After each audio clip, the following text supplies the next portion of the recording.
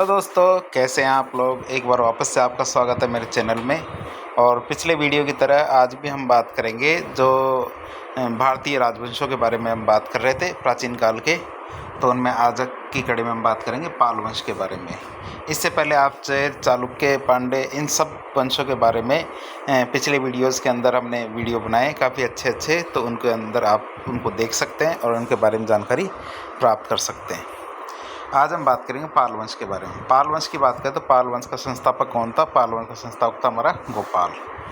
पाल वंश की बात करें तो यह हमारा अंतिम वंश है जिसने बौद्ध धर्म को संरक्षण दिया था, अर्थात इसके बाद किसी भी वंश ने या किसी भी राजवंश ने क्या है बौद्ध धर्म को संरक्षण नहीं दिया था। पाल वंश की बात करें तो पाल वंश में हम किन किन को पढ़ेंगे?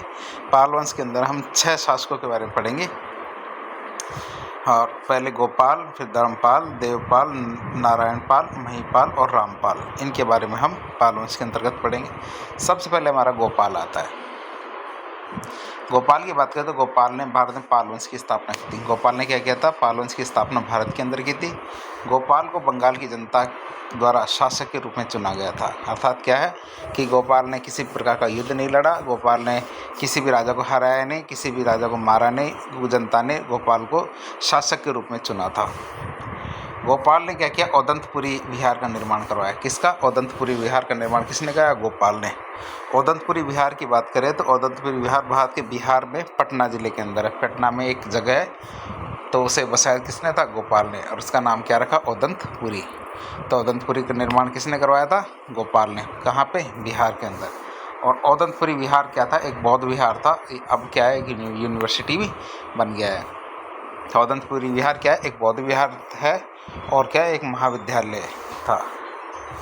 फिर इसके बाद बात करें तो धर्मपाल की। अगला शासक कौन सा? धर्मपाल। अगले शासक धर्मपाल की बात करें तो धर्मपाल वंश का सबसे महान शासक था। पाल वंश का क्या था? सबसे महान शासक कौन था? धर्मपाल। धर्मपाल ने क्या क्या किया? विक्रमशिला विश्वविद्यालय का निर्माण करवाया था। धर्मपाल ने क्या किया था? विक्रमशिला विश्वविद्यालय का निर्माण करवाया था।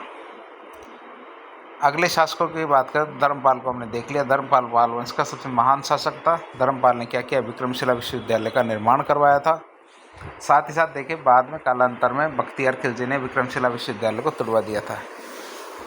बख्तियार खिलजी ने क्या किया? विक्रमशिला विश्वविद्यालय को तुड़वा दिया था। विक्रमशिला विश्वविद्यालय क्या? प्राचीन काल में भारत का एक प्रसिद्ध शिक्षा का केंद्र यह विश्वविद्यालय था। प्रसिद्ध शिक्षा का केंद्र विश्वविद्यालय कौन सा था? विक्रमशिला विश्वविद्यालय, प्राचीन भारत का। अब विक्रमशिला विश्वविद्यालय की बात करें तो भारत के बिहार राज्य में भागलपुर जिले में क्या? विक्रमशिला विश्वविद्यालय। हमारे विक्रमशिला विश्वविद्यालय, नालंदा विश्वविद्यालय, दोनों के दोनों हमारे बिहार के अंदर थे। तो विक्रमशिला विश्वविद्यालय की बात करते हैं भारत के बिहार राज्य में भागलपुर में स्थित है। तो विक्रमशिला विश्वविद्यालय का निर्माण को किसने तुड़वाया था? बख्तियार खिलजी ने। और इसका निर्माण किसने करवाया था? धर्मपाल ने। पाल वंश के शासक धर्मपाल ने नालंदा विश्वविद्यालय में सुधार करवाए थे। उसका निर्माण तो नहीं कराया, लेकिन क्या कराया था? उसमें बहुत सारे सुधार कार्य करवाए गए थे। अब नालंदा कहाँ पे? बिहार राज्य के राजगीर में। बिहार में एक जगह है राजगीर, उसके अंदर हमारा क्या? नालंदा विश्वविद्यालय। तो उसके अंदर भी सुधार किसने करवाए थे? धर्मपाल ने। नालंदा विश्वविद्यालय राजस्थान के बिहार में राजगीर में स्थित है। पाल वंश के शासकों की बात करें तो पाल वंश के शासक धर्मपाल ने पहाड़पुर सोम विहार का निर्माण करवाया था। क्या किया था? पहाड़पुर सोम विहार का निर्माण करवाया था पाल वंश के शासक धर्मपाल ने। पहाड़पुर सोम विहार क्या वर्तमान में कहाँ पे? बांग्लादेश में स्थित है। पहाड़पुर सोम विहार क्या है? वर्तमान में बांग्लादेश में स्थित है। पहाड़पुर सोम विहार को सोमोपुरा महाविहार के नाम से भी जाना जाता है। पहाड़पुरा सोम विहार को किस नाम से जाना जाता है? सोमपुरा महाविहार के नाम से भी जाना जाता है। गुजराती कवि सोट्ठल ने धर्मपाल को उत्तरापद स्वामी कहा था।